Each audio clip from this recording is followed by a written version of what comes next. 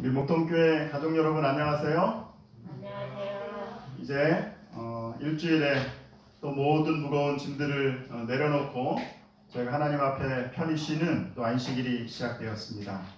하나님의 은혜와 또 평안이 여러분들 모두와 함께 하시기를 간절히 바랍니다. 여러분은 이번 한 주간 무엇을 보는데 가장 많은 시간을 보내셨습니까? 보고, 듣고, 만지는 오감의 반응을 하셨습니까? 아니면 보이지 않는 영원한 가치들을 바라보셨습니까? 이번 주에 제가 개인적으로 암송한 성경절은 고린도후서 4장 18절에 있는 말씀입니다. 우리가 주목하는 것은 보이는 것이 아니요 보이지 않는 것이니 보이는 것은 잠깐이요 보이지 않는 것은 영원함이니라. 이번 주 교과는 지난주에 이어서 창조, 성경의 토대를 이루는 창세기라는 제목으로 계속 말씀을 묵상하고 있습니다. 특별히 이번 기 그 교과는 우리 성경 해석학입니다. 그래서 우리가 어떻게 성경을 해석해야 될 것인가, 성경이 왜 하나님의 말씀이고 우리가 이것을 어떻게 해석해야 할 것인지에 대해서 아주 자세히 그렇게 설명을 하고 있습니다. 이번 주 기억절은 우리 시편 19편 1절에 있는 말씀입니다. 한번 같이 암송하신 분들은 좀 암송해 보시고 또 우리 암송하지 못한 분들은 함께 읽어보도록 그렇게 하겠습니다. 같이 읽습니다. 시작. 하늘이 하나님의 영광을 선포하고 궁창이 그의 손으로 하신 일을 나타내는도다. 오늘 말씀을 묵상하면서 우리는 두 가지 질문에 대하여 답할 수 있습니다. 첫 번째는 하나님의 창세기에 나타난 그 하나님의 창조가 진짜 역사적인 사실인가? 우리가 그것을 어떻게 알 수 있을까? 그리고 하나님의 창조의 목적은 무엇이고 그리고 하나님의 성품은 무엇인가? 우리가 이 두 가지들을 가지고 특별히 교과책에 나와 있는 내용 중에서 일요일 소지와 월요일 소지에 있는 내용들을 좀 중심으로 함께 말씀을 나누는 그런 시간들을 하고 있습니다. 오늘 기억절 말씀은 우리에게 두 가지 질문을 그렇게 하고 있습니다.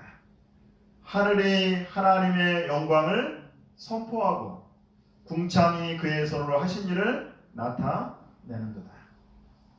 시편 기자는 하늘을 바라보았습니다. 그리고 하나님이 만들어 놓으신 궁창을 바라보았습니다. 우리는 날마다 무엇을 바라보는가? 내가 가장 많은 시간과 관심을 가지고 내가 바라보는 것은 무엇인가? 여러분 아침에 일어나자마자 여러분들이 제일 먼저 보는 게 무엇입니까? 하루 종일 가장 많이 들여다보는 것이 무엇입니까? 하루를 마무리하면서 여러분들이 제일 마지막으로 보고 주무시는 것은 무엇입니까? 오늘 말씀을 준비하면서 이 기억절을 또 묵상하면서 우리가 한 가지 생각해야 되는 것은 보이는 대로 보지 말고 의도적으로 우리가 바라보아야 할 것은 무엇인지를 다시 한번 생각해 보는 것입니다. 두 번째는 나는 눈으로 내가 어떤 것들을 보는데 그 보는 것 너머에 보이지 않는 것을 나는 바라보고 있는가? 책을 읽을 때도 글자를 읽는 것도 중요하지만은 행간을 읽으라고 하는 이야기를 합니다. 글자와 글자 사이를 읽으라고 하는 것이죠. 다시 말하면 글자 자체를 읽는 것도 중요하지만은 글자 뒤에 있는 어떤 목적, 의미들을 생각하는 것들이 필요한 것입니다. 그러므로 우리가 그렇게 하려고 하면 그냥 단순히 읽는 것으로 끝나지 않고 생각해 보는 것입니다. 묵상하는 것이 필요한 것입니다. 그렇게 하면 책 속에서 길이 보이는 것입니다. 그리고 우리가 바라보는 것들을 통해서 새로운 깨달음을 얻게 되는 것이죠. 일반적으로 고대 사람들은 지구가 평평하다고 그렇게 생각했습니다. 왜 그렇게 생각했을까요? 왜 옛날 사람들은 일반적으로 지구가 평평하다고 생각했을까요? 낭떠러지가 있을 것 같아요. 예, 낭떠러지가 있을 것 같고. 왜 그렇게 생각했을까요? 보는 대로 믿은 것입니다. 자기가 경험하고 본 대로만 믿은 것입니다. 그래서 고대 인도 사람들은 우주를 이제 표현하는데 우주가 자기가 볼 수 있는 동물로 만들어졌다라고 그렇게 생각을 했습니다. 그래서 여기 여러분 잘 보이실지 모르겠지만은 뭐가 보이세요? 이 거북이가 보이죠? 예. 그래서 이 지구가 거북이 위에 올라타 있다라고 그렇게 생각을 했습니다. 근데 거북이 등 위에 보면은 또 코끼리가 3마리가 있습니다. 그래서 거북이 위에 코끼리 3마리가 지구를 이렇게 받치고 있다. 그리고 이제 그 안에 보면은 코끼리 4마리가 있는데 이것이 신과 인간 세계를 구분하고 지구를 중심으로 해와 달이 이렇게 움직인다고 생각했습니다. 왜 이렇게 생각했어요? 자기가 본 대로, 자기가 경험한 대로 그렇게 생각한 것입니다. 수메르 사람들은 이 하늘은 둥근 천장 모양이라고 그렇게 생각을 했습니다. 그리고 땅은 평평하다고 그렇게 또 생각을 했습니다. 이집트 사람들도 땅은 평평하다고 그렇게 생각을 했습니다. 그리고 이제 이 그림에도 보니까는 하늘에는 뭐가 이렇게 달려 있어요? 예, 별들이 이렇게 매달려 있다. 그리고 몇 개의 이제 봉우리가 받치고 있다고 그렇게 생각했습니다. 역시 이집트 사람들도 자기가 본대로 그렇게 생각하고 추측을 하는 것입니다. 그리스인들도 지구는 평지라고 생각했습니다. 근데 아주 재밌는 거는 이 그리스인들은 하늘도 있지만은 지하 세계가 있을 것이다라고 또 그렇게 생각을 했다고 합니다. 중국 사람들은 이 천지가 달걀 형태와 비슷해가지고 물에 떠 있다라고 또 그렇게 생각했습니다. 중국 사람들이 일반 다른 고대인들보다는 또 좀 앞서서 그렇게 생각을 하고 있는 것 같습니다. 고대 사람들은 약간의 차이는 있지만은 공통적으로 지구는 평평하다. 그리고 지구는 움직이지 않는다라고 그렇게 생각을 했습니다.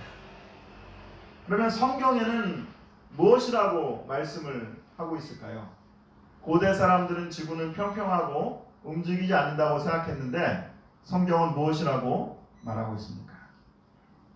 성경은 이미 4000년 전에 다음과 같이 그렇게 말씀을 하고 있습니다. 욥기서 26장 7절부터 10절에 있는 말씀을 한번 같이 보도록 하겠습니다. 욥기서 26장 7절부터 10절입니다. 같이 한번 읽어볼까요? 같이 읽습니다. 시작. 그는 북쪽을 허공에 펴시며 땅을 아무것도 없는 곳에 매다시며 물을 빽빽한 구름에 싸시나 그 밑에 구름이 찢어지지 아니하느니라. 그는 보름달을 가리시고 자기의 구름을 그 위에 펴시며 수면의 경계를 그으시니 빛과 어두움이 함께 끝나는 곳입니다. 여기 보니까 하나님께서 땅을 아무것도 없는 공간에 뭐 하셨다? 매다셨다라고 그렇게 얘기하고 있습니다. 지구가 공간에 매달려 있는 것으로 그렇게 표현을 하고 있습니다. 특별히 여기 10절에 보니까는 수면의 경계를 그으셨다라고 그렇게 했는데 여기서 이 경계라는 이 히브리 말이 후그라고 하는 말인데 이 말을 다른 말로 우리가 표현하면 뭐라고 표현할 수 있냐면 이 말이 둥글다라는 말로 그렇게 표현할 수 있습니다. 다시 말하면 수면의 경계를 그으시니라고 하는 이 말을 히브리 성경으로 그대로 번역을 하면 어떻게 번역이 되냐면 수면이 둥글다라고 그렇게 우리가 볼 수 있습니다. 성경은 이미 4000년 전에 지구의 모양이 둥글고 공중에 떠 있다고 하는 사실들을 그렇게 말씀하고 있는 것입니다. 다시 말하면 우리가 보는 것으로만 그리고 경험한 것으로만 어떤 것들을 판단하는 것이 아니라 보이지 않는 것을 볼 수 있는 통찰력과 지혜가 필요한 것을 우리가 또 알 수 있습니다. 이사야 40장 22절에도 그는 땅 위에 궁창에 앉으시나니 땅에 사는 사람들은 메뚜기 같으니 그가 하늘을 차일같이 펴셨으며 거주할 청막같이 치셨고 여기도 이 궁창이라고 하는 이 말이 둥글다라고 하는 그런 말이 있습니다. 그러니까 다시 말하면 땅 위가 땅이 둥글다, 지구가 둥글다라고 그렇게 잠언에서도 그가 하늘을 지으시며 궁창으로 해면을 두르실 수면이 둥글게 하나님께서 만들어 주셨다.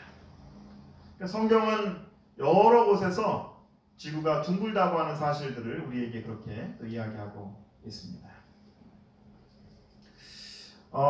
교과책 129쪽에 있는 말씀이 참 의미가 있고 좋은 말씀이라고 이렇게 생각이 됩니다. 제가 좀 읽어드리겠습니다. 고대 히브리인들은 지구가 둥글다는 사실을 어떻게 알 수 있었을까요? 인류가 단지 땅의 관점, 곧 사람의 관점으로 생각하면 사고의 틀에서 벗어나지 못하고 지구를 평평하게 보았을 것입니다. 그러나 천체의 관점에서 달뿐 아니라 관찰되는 모든 별들이 회전하는 구라는 사실을 알았기 때문에 지구도 둥글며 회전할 것이라고 유추할 수 있었습니다. 특별히 히브리인들에게 하나님은 하늘의 신이시며 창조주이기 때문에 그들은 어느 민족보다 천체의 관점에서 지구를 바라보기 쉬웠을 것입니다. 이렇듯 사람의 관점으로 보는 것보다 하나님의 관점에서 보는 것이 더 과학적입니다. 사람의 관점이 아니라 하나님의 관점으로, 땅의 관점이 아니라 하늘의 관점으로 세상을 바라보는 저와 여러분들이 되시기를 간절히 바랍니다. 얼마 전에 인왕산을 등산을 한 적이 있습니다. 인왕산이 여러분 어디인 줄 아세요? 청와대 뒤에 있는 산이, 옆에 있는 산이 인왕산인데 땅에서 이렇게 보면, 땅에서 보면은 남산이 엄청나게 이렇게 멀리 보입니다. 그런데 이 인왕산을 점점 이렇게 등반을 해나가면서 이렇게 올라가니까 저 멀리 있었던 남산이 점점점 가까워지는 것을 제가 볼 수 있었습니다. 보는 대로 생각하지 말고 하나님이 보여주시는 것을 바라볼 수 있는 훈련을 우리가 해야 될 것입니다. 요즘 제가 지하철을 이렇게 타고 다니면 지하철에서 모든 사람들은 다 똑같이 하나의 행동을 합니다. 뭐 하고 있어요? 스마트폰을 다 들여다보고 있습니다. 드라마도 보고 게임도 하고 그리고 또 신문들도 봅니다.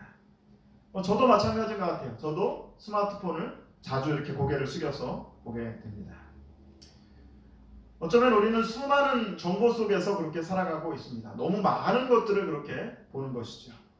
그러나 중요한 것은 이렇게 내가 하루 종일 바라보고 하루 종일 관심을 갖는 이것이 나를 행복하게 하는가? 그리고 나의 인생의 가치와 삶의 목적을 깨닫게 하는지 다시 한번 우리가 돌아보는 그러한 시간들이 되었으면 좋겠습니다. 보는 대로 믿지 말고 보이지 않는 것들을 믿고 영원한 하늘 그리고 하나님의 관점으로 세상을 바라보는 그러한 저와 여러분들이 되시기를 간절히 바랍니다. 고대로부터 많은 사람들은 이 별들이 몇 개인지 세는 그런 시도들을 그렇게 했습니다. 그래서 톨레미는 별을 자기가 세보니까 별이 1056개라고 그렇게 얘기했습니다. 브레히라고 하는 사람은 777개로 별을 그렇게 또 분류했습니다. 케플러라고 하는 과학자는 별의 수가 1005개라고 그렇게 얘기했습니다. 지구에서 우리가 육안으로 볼 수 있는 별을 다 합하면은 한 4,000개 정도 그렇게 된다고 합니다. 근데 성경에는 별의 개수가 몇 개라고 얘기할까요? 바다모래와 같다고. 우리 창세기에 보면은 하나님께서 아브라함에게 뭐라고 말씀하시냐면 하늘에 있는 별들을 내가 셀 수 있나 보라. 셀 수 없다고 얘기합니다.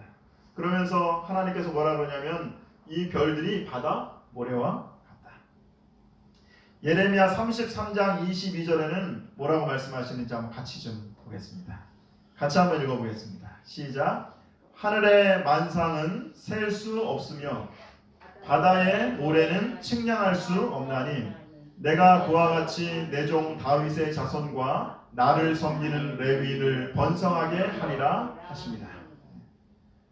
성경에서 하늘의 별들을 항상 얘기할 때 바다의 모래를 얘기하고 있습니다.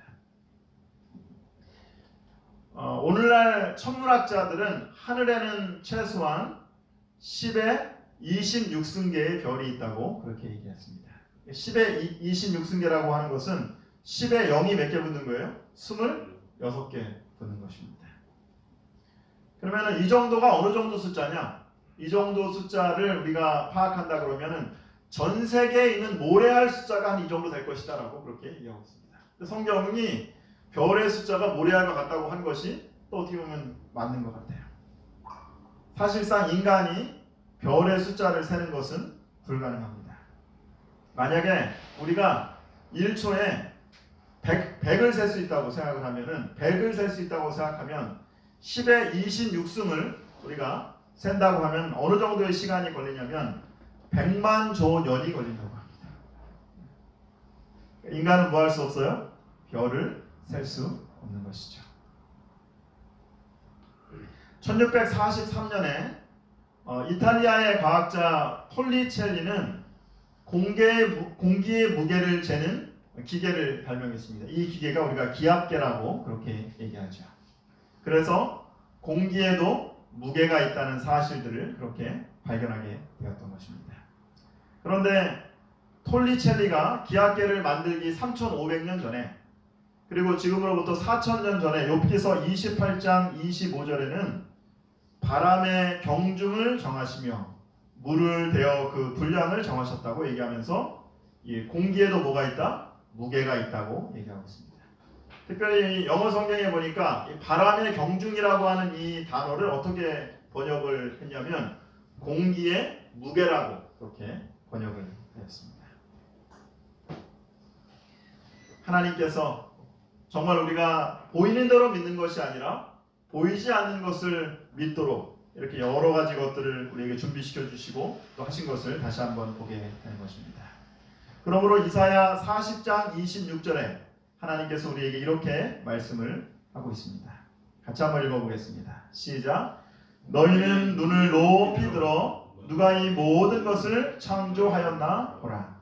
주께서 수요대로 만상을 이끌어내시고 그들의 모든 이름을 부르시나니 그의 권세가 크고 그의 능력이 강함으로 하나도 빠짐이 없느니라. 하나님이 오늘 우리에게 너의 눈을 높이 들어서 하늘을 바라보라고, 하나님이 창조하신 것을 보라고 그렇게 얘기하고 있습니다. 가까이 있는 것, 눈에 보이는 것만 보지 말고 눈에 보이지 않는 영원한 하늘을 바라보는 저와 여러분들이 되시기를 간절히 바랍니다. 그래서 이 창조, 하나님의 창조의 핵심은 무엇이 어떻게 만들어졌는지가 아니에요.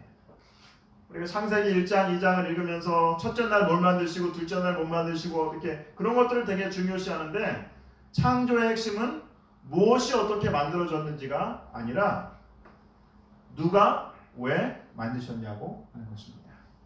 그러므로 우리는 천지를 창조하신 하나님의 능력을 통해서 하나님이 어떤 분이시고 그리고 보이지 않는 믿음의 시각으로 세상을 바라볼 수 있는 그러한 저와 여러분들이 되시기를 간절히 바랍니다.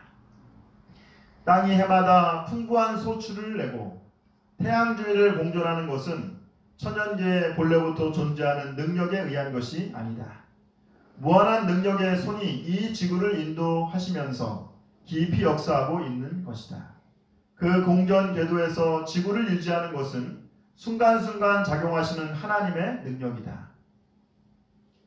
천지를 창조하시고 주관하는 그 하나님의 손길이 우리를 붙들고 계시고 여전히 우리와 함께한다는 사실들을 믿음으로 느껴보시는 저와 여러분들이 되시기를 간절히 바랍니다.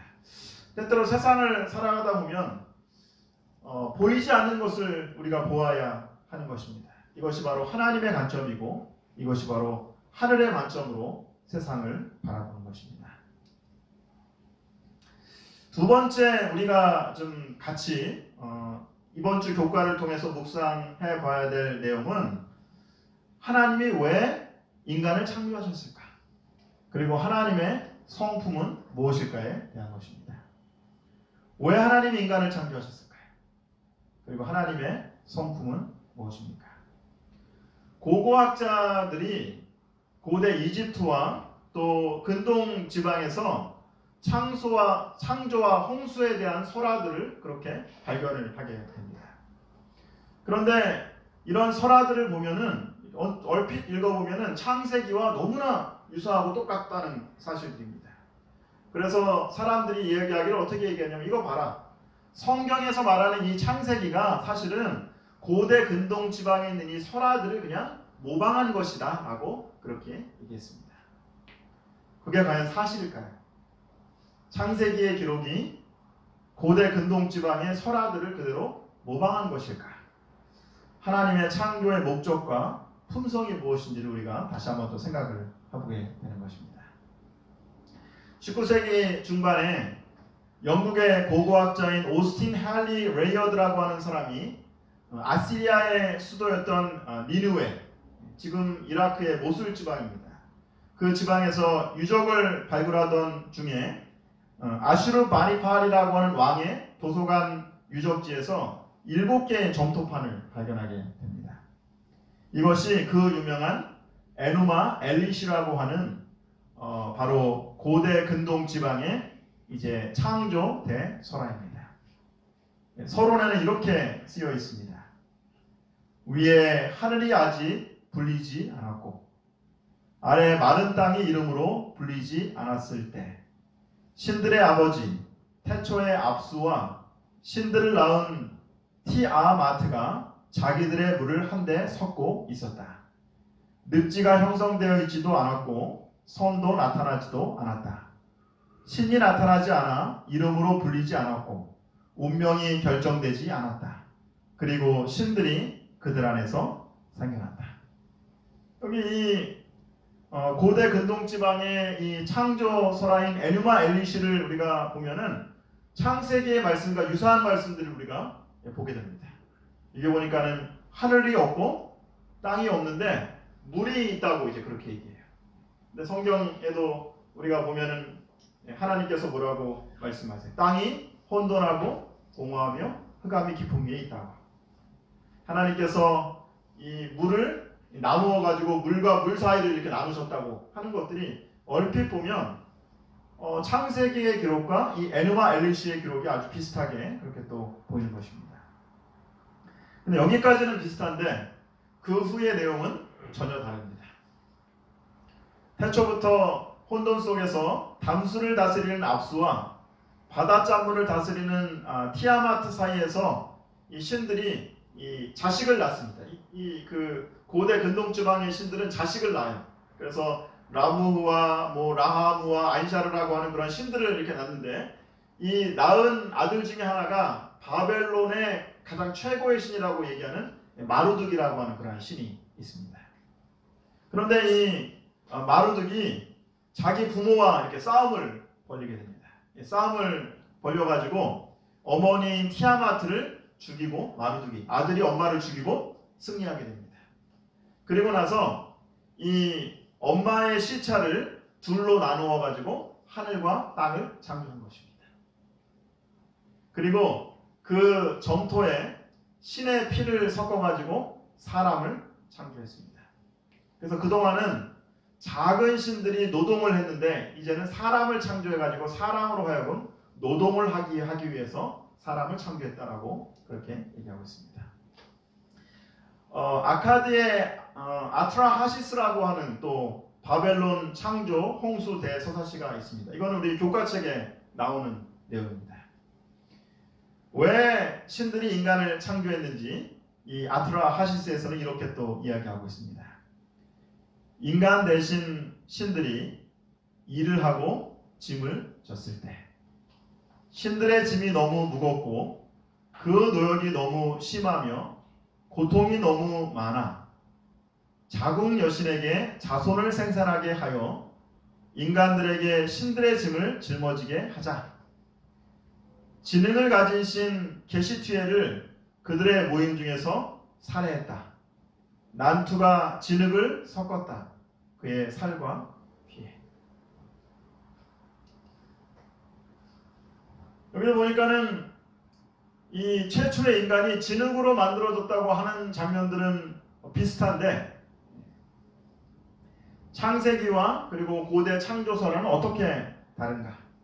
첫 번째는 창세기는 하나님의 창조의 절정으로 하나님께서 온 세상을 창조하신 다음에 가장 마지막으로 누구를 만드셨어요? 인간을 만드셨다. 인간을 만드실 때 또 어떻게 만드셨어요? 하나님의 형상대로 만드셨다고 그렇게 얘기하십니다. 그리고 하나님이 인간을 창조하신 다음에 인간과 함께 뭐 하셨다? 휴식하셨다라고 그렇게 얘기하고 있습니다. 그런데 고대 창조 설화에는 신들이 휴식하기 위해서 인간이 대신 일하도록 하기 위해서 인간을 창조하셨다라고 얘기하고 있습니다. 두 번째, 창세기에서는 하나님께서 손수 사람을 지으시고 생기를 그 코에 불어넣으셔서 남자와 여자를 창조하시다. 얼마나 정성스럽게 하나님이 세상을 창조하셨는지 모릅니다. 그런데 고대 설화에는 신이 죽어가지고 그 피로 인간을 창조했다라고 그렇게 얘기하고 있습니다. 세 번째는 하나님께서 완전한 세상 속에서 인류의 고결한 목적을 위해서 세상을 창조하셨다라고 그렇게 얘기하고 있습니다. 그런데 고대 설화에 보면은 항상 뭐가 나와요? 신들이 뭐하고? 싸우고 갈등이 있고 폭력이 있고 그런 상태에서 바로 원래 하나님께서 신들이 인간을 창조하려고 했던 것이 아니라 신들의 필요에 의해서 신들의 노동을 대신할 수 있는 인간을 창조했다고 이렇게 얘기하고 있습니다. 창세기와 고대 근동 설화가 비슷한 것 같아요. 그런데 자세히 들여다보면 다릅니다. 여러분들이 보시기에는 어떤 게 진품이고 어떤 게 가짜입니까? 명품일수록 뭐가 많아요? 가짜가 많은 거예요. 그래서 우리는 창세기의 그 기록이 정말 진품이고 그리고 정말 이 어떤 기록들이 우리를 고상하게 하고 우리의 참된 삶의 의미와 목적을 깨닫게 하는지 우리가 다시 한번 살펴볼 수 있는 것입니다. 고대 근동설화를 우리가 믿는다면 인간이 왜 태어났는지에 대한 이유가 없어요. 인간은 왜 태어났어요? 그냥 노동하기 위해서 태어난 거. 죽도록 신들을 위해서 일하다가 그냥 죽는 것입니다. 폭력이 난무하고 또 갈등이 난무하고 그리고 싸움이 난무하는 세상에서 살아가는 것이 바로 고대 근동 설화입니다. 그러나 하나님께서 인간을 왜 창조하셨다고 말씀하세요? 특별히 이 인간을 어떤 노동의 존재가 아니라 하나님께서 인간을 창조하신 목적을 창세기 2장 1절로 3절에는 이렇게 얘기하고 있습니다. 그래서 이 안식일의 의미와 관련돼서 우리가 좀 깊이 생각해 보아야 될 세 개의 성경절이 저는 있다고 그렇게 생각을 합니다. 첫 번째 성경절이 바로 창세기 2장 1절로 3절입니다. 우리가 너무나 잘 아는 말씀이시죠? 같이 한번 읽어보겠습니다. 시작. 천지와 만물이 다 이루니라. 하나님이 그가 하시던 일을 일곱째 날에 마치시니 그가 하시던 모든 일을 그치시고 일곱째 날에 안식하시니라. 하나님이 그 일곱째 날을 복되게 하사 거룩하게 하셨으니 이는 하나님이 그 창조하시며 만드시던 모든 일을 마치시고 그날에 안식하셨습니다. 제가 고대 창조 설화와 창세기의 기록을 같이 좀 묵상하면서 제7일 안식일의 의미를 다시 한번 좀 생각을 해보게 되었습니다. 고대인들에게 휴식은 쉬는 거는 누가 할 수 있는 거냐면 신들이나 아니면 왕 같은 높은 사람들만 쉼이 허락되었습니다. 일반 백성들이나 노예들에게는 휴식이 불가능한 거예요. 일반 백성들이나 종들은 쉴 수가 없는 것입니다. 근데 하나님께서 천지를 창조하시고 여기 보니까는 하나님께서 일하시고 인간들에게는 뭐 하도록 하셨어요? 쉬라고 그렇게 말씀하셨습니다. 그러므로 하나님을 창조주로 기억하는 사람은 하나님의 참된 안식에 참여하는 사람입니다. 매주 안식일에 하나님의 안식일에 참여함으로 하나님의 형상대로 창조하신 인간의 창조의 목적을 성취하는 저와 여러분들이 되시기를 간절히 바랍니다. 창세기 2장 1절과 3절은 출애굽기 20장 8절로 11절로 그렇게 연관이 되지요. 여러분들이 너무나 잘 아시는 십계명의 네 번째 계명입니다. 안식일을 기억하여 거룩히 지키라. 이는 엿새 동안에 나 여호와가 하늘과 땅과 바다와 그 가운데 모든 것을 만들고 일곱째 날에 쉬었습니다.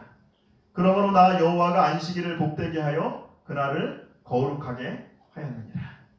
하나님이 쉬시고 복되게 하시고 거룩하게 하셨어요. 출애굽기 20장 8절로 11절의 이 말씀은 성경 어디에서 인용된 말씀이에요? 바로 창세기 2장 1절로 3절에서 인용하신 그러한 말씀입니다.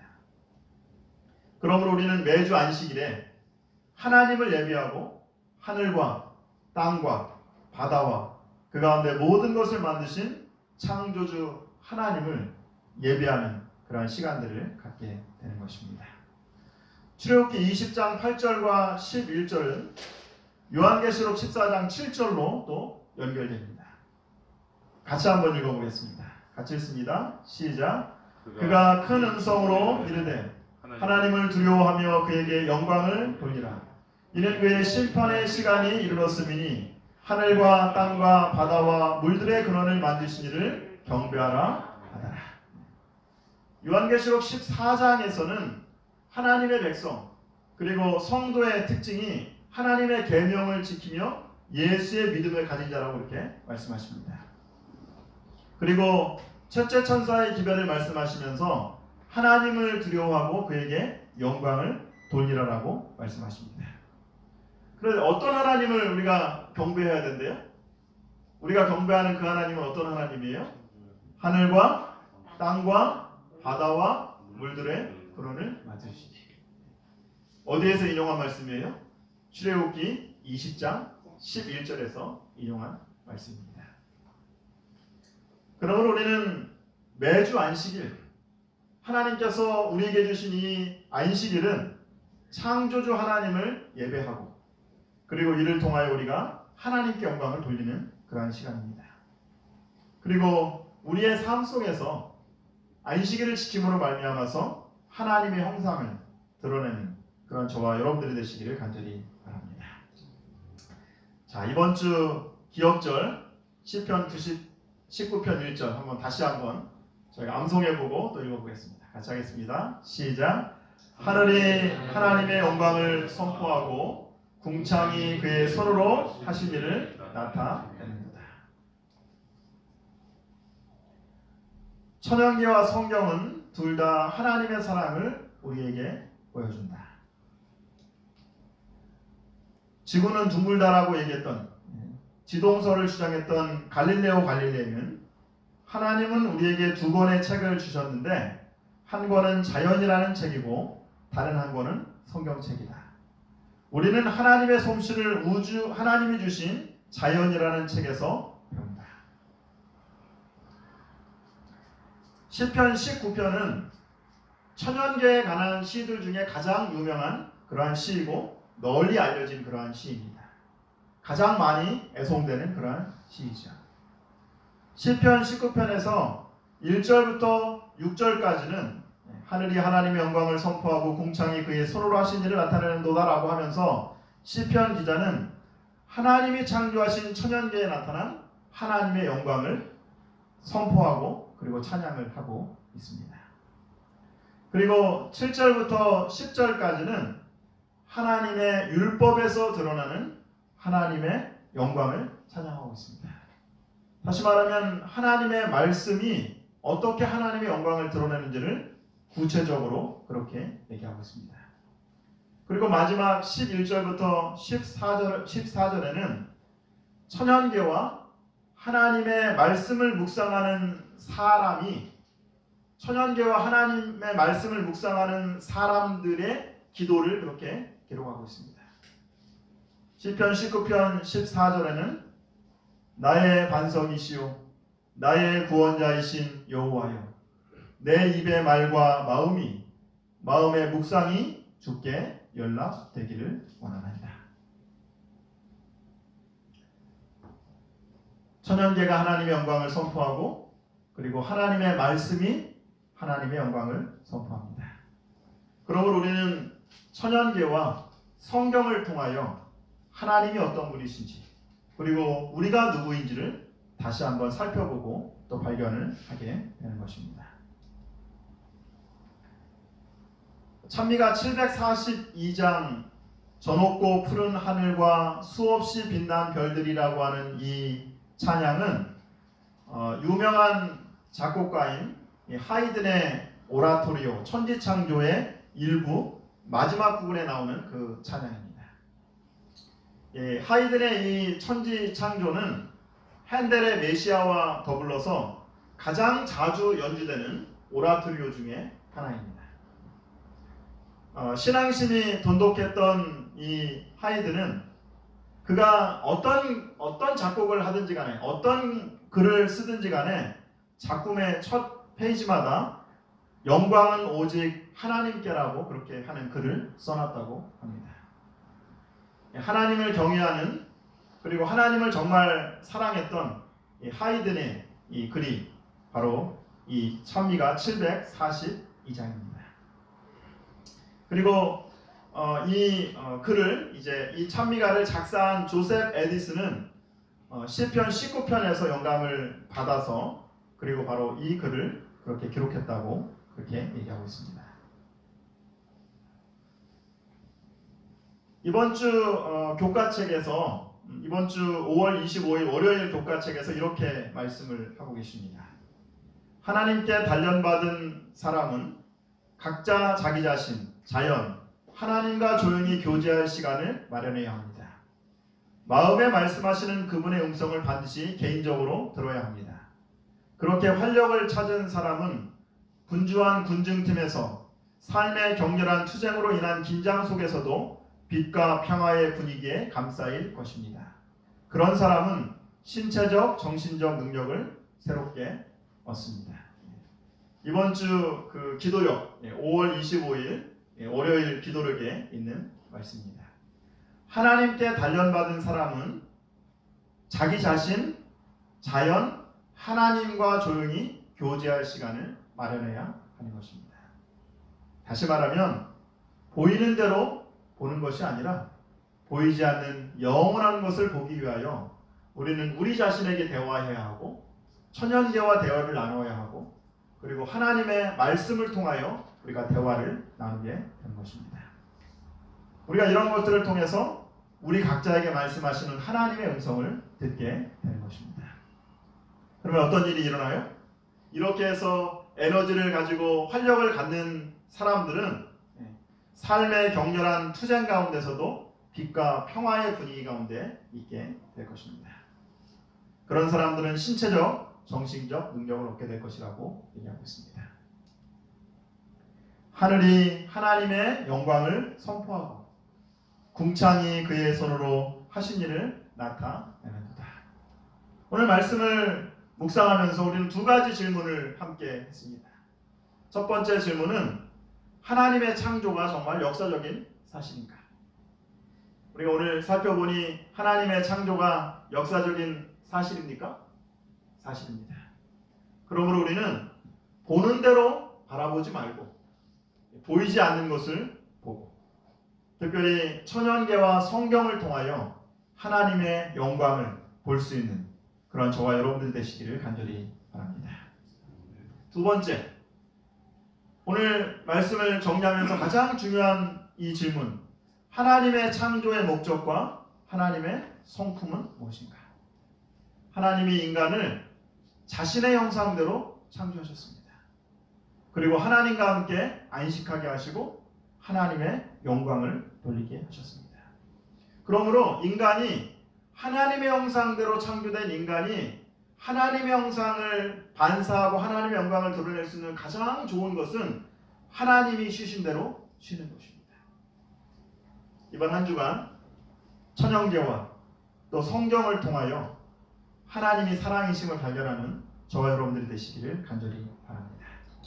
보는 것만을 믿지 말고 우리의 눈을 들어서 천연계를 바라보고 그리고 하나님의 말씀을 통하여 우리에게 말씀하시는 하나님의 음성을 개인적으로 듣는 저와 여러분들이 되시기를 간절히 바라면서 오늘 말씀을 마치도록 하겠습니다.